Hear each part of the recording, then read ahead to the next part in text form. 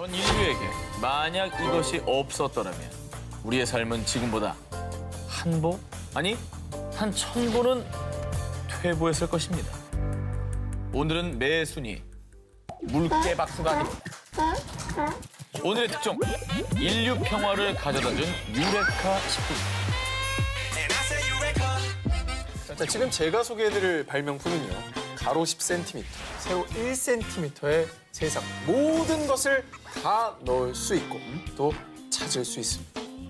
10cm, 1cm면 이 정도 아니에요? 이 정도? 이거 여기다 뭘 넣어? 어떻게? 뭐지 이게? USB? 자, 궁금하시죠? 자, 이 궁금증마저도 단 몇 초 만에 해결해 줄 수 있는 희대의 발명품, 바로 G 포털 사이트입니다. 아 그러네 이거. 아. 저 검색창 안에 타이핑할 수 있게 된 그 창의 크기가 그 정도입니다. 검색창. 네. 2018년 미국의 한 매체에 따르면요. G 포털 사이트와 G 포털 사이트의 계열사인 너튜브가 인터넷 검색 시장의 무려 90% 이상을 차지하고 있다고 합니다. 대단하네 진짜. 뭐 우리만 해도 포털 검색 많이 하잖아요. 아유 엄청 많이 네. 하죠. 작은 직사각형 안에 온 우주를 담고 있는 G 포털 사이트, 그 전설의 시작. 자, 미국 유명 S사립대학의 박사과정을 밟던 레리 페이지는요. 같은 과 친구 세르게이 브린과 함께 웹페이지에 대한 연구를 하고 있었는데요. 이때 두 사람이 주목한 것은 사용자들이 어떻게 하면 방대한 월드와이드웹 중에서 필요한 웹페이지를 바로바로 찾을 수 있을까라는 방법이었습니다. 비전공자에겐 참 심오한 세계지만 간단하게 설명을 드리면 웹페이지별로 중요도를 파악하기 위한 검색 로봇을 개발했고요. 이렇게 수집한 데이터를 분석할 페이지 랭크 알고리즘까지 완성. 이해는 잘 안 되지만 정말 대단한 거 알겠죠? 이게 정말 천재들 아닙니까? 이 어려운 걸 그들은 해냈습니다. 진짜 어려워 보이네요. 좀 어렵죠. 어려워요. 근데 지금은 너무나 당연해진 기술들인데 그걸 처음 생각한 사람은 진짜 어려웠던 거죠. 창조에서 정확도가 제일 높은 걸 찾아주는 기술이죠. 아무튼 이것이 1996년 8월 세계 최대 검색 엔진 G포털 사이트의 탄생이었습니다. 웹 검색 수준을 거의 천상계까지 끌어올린 G포털 사이트에 등장한 센세이션 그 자체. 도서관 가서 책 100권은 봐야했을 텐데 G포털 사이트로 자료 다 찾음. 레이리 페이지가 사는 방향에 절이라도 해야 되겠다.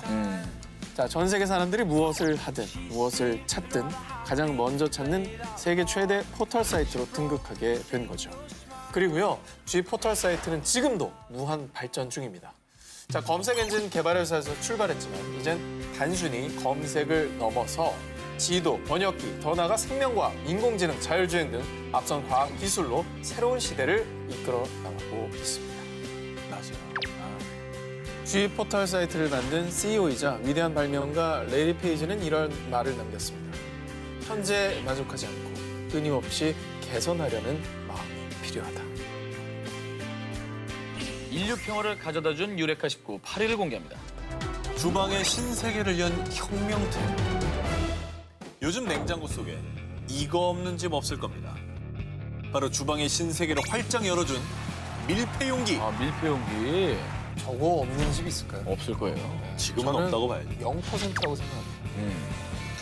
자 그런데 지금이야 우리 냉장고 속 필수템이지만요. 90년대 초반까지만 해도 이 밀폐용기가 뭡니까? 냉장고에 음식 넣을 때는 비닐랩이나 포일로 꽁꽁 씌우고 아, 맞아. 뚜껑 있는 반찬통에 넣어도 틈새 사이로 뚫고 나오는 음식 냄새. 아유. 가끔 국물이 흐르기도 하고요. 그리고 그걸 떨어뜨리면 이 주방에 반찬 폭탄이 터집니다. 그 외에 옛날 젓갈 담는 유리병에 그렇죠. 김치나 이런 거 많이 넣고 다녔잖아요. 그걸 덜 새게 하겠다고 비닐랩으로 싹해서 이렇게 돌려도 고무줄. 고무줄도 하고 꼭 교과서에 김치 국물을 새 있습니다. 그렇습니다.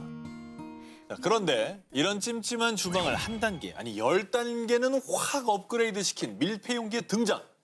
1998년 국내 L 주방용품 제조사에서 사면 결착 플라스틱 밀폐용기를 출시하면서 그 전설이 시작됐는데요. 뚜껑 내면에 날개를 달고 뚜껑 안쪽에 특수 개발한 실리콘을 넣어 밀폐력을 강화, 음식물이 흐르지 않도록 했고요. 아, 맞아. 또 뚜껑을 수백 번 여닫아도 끊어지거나 한 적 없죠? 없어요. 없습니다. 없어요. 저 끊어진 적 없어요. 이것도 발명의 힘입니다.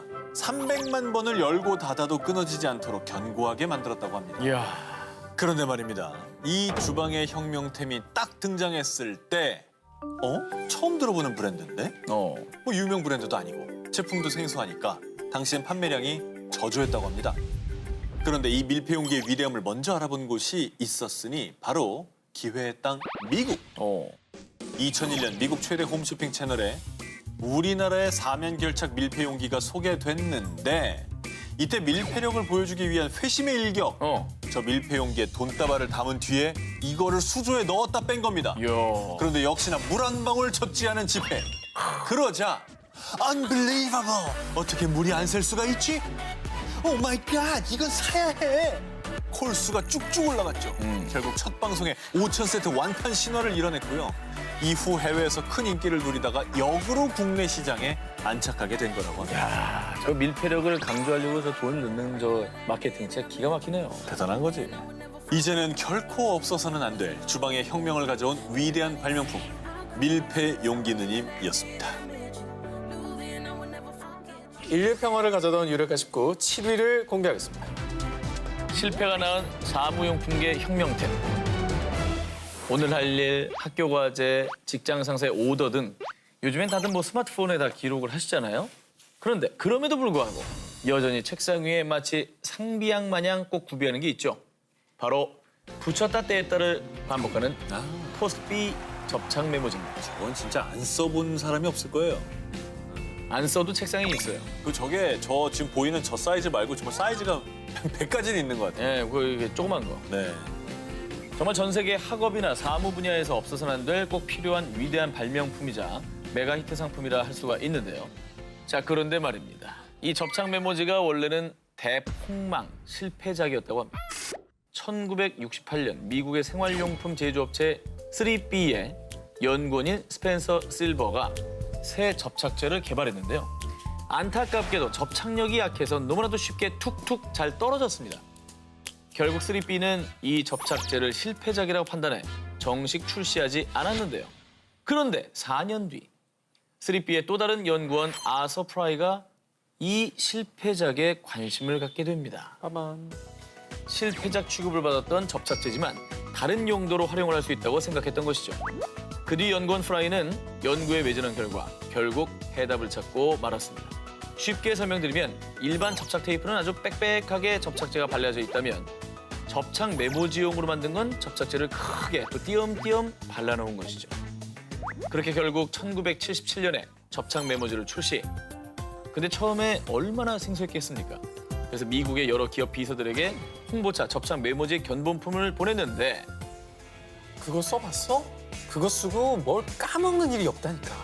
그러니까 붙였다 떼도 안 끈적거려. 사무업무를 보는 비서들 사이에서 입소문이 나면서 주문이 폭풍 쇄도. 1981년에는 세계 각국으로 판로를 확장하면서 오늘날 우리의 책상 위 필수품으로 자리 잡게 된 것입니다.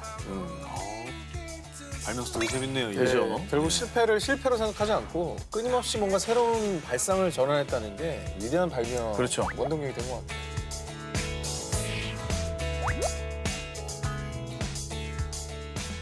인류 평화를 가져다준 유레카 19 6위 공개합니다. 허기를 구원하러 온 21세기 철가방. 옛 고서에도 조선시대 때부터 냉면과 해장국을 배달해 먹었다고 할 정도로 뼛속 깊이 배달 DNA가 새겨진 한국. 그런데 이 배달의 세계에 한 획을 그은 발명품이 있습니다. 바로 배달 앱. 저 문화를 아예 바꾸는 거잖아요. 바꿔놨죠. 국내 배달 앱 이용자 수가 2013년에 87만 명에서 올해 2,500만 명으로 6년 만에 29배, 29배나 급증했고요. 또 해외에서도 배달 앱이 무척 성행, 배달 앱이 전 세계인의 줄인 배를 구원해주고 있습니다. 과거 배달 앱 등장 이전만 해도 전단지나 책자만 보고 전화로 주문했던 우리. 일일이 전화하고 주문하고 주소 불러주고 주문 내용 한 번 더 확인하고 5분 있다 전화해서 출발했냐고 물어보고 아무튼 이렇게 참 번거로웠습니다. 주문할 곳도 굉장히 한정적이었고요. 그런데 2010년경부터 너희를 구원하러 내가 탄생했노라. 배달 전문 앱의 등장으로 우리들의 배고픔을 싹 날려줄 배달의 신세계가 열렸으니 일단 배달 음식의 기본인 치킨, 피자, 중국 요리뿐만 아니라 회, 삼겹살, 쌀국수부터 뭐 팥빙수에 핫도그에 케밥 등등 뭐 고를 수 있는 메뉴의 종류가 아주 버라이어티하고요.